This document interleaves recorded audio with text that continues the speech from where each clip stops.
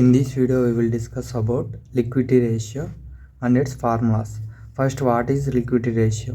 These ratios are useful to measure the financial status of an organization. The main purpose to calculate the ratiosని calculate చేసేదానికి ఈ liquidity ratio అనేది use అవుతుంది. Short term solvency of concern.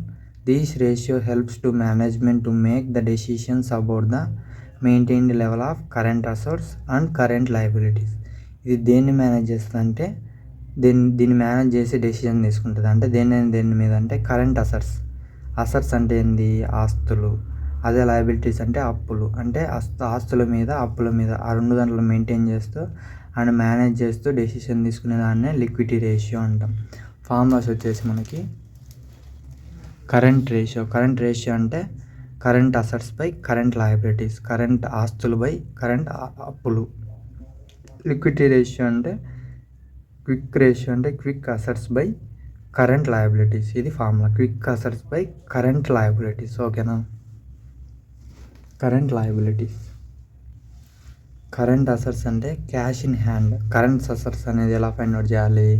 మనకి ఇచ్చిన డేటాలో cash in hand, cash at bank, debtors, stock, prepaid expenses, market ability, next securities, market securities.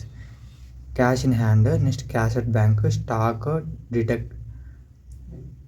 Debtors, prepaid expenses, marketable ability and securities.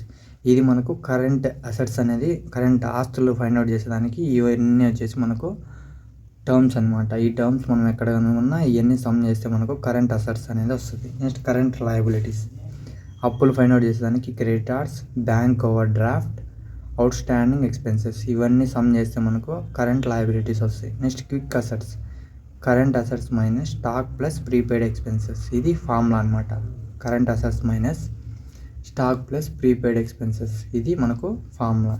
This is about liquidity ratio and its explanation. Thank you. Please like and subscribe my channel. Thank you.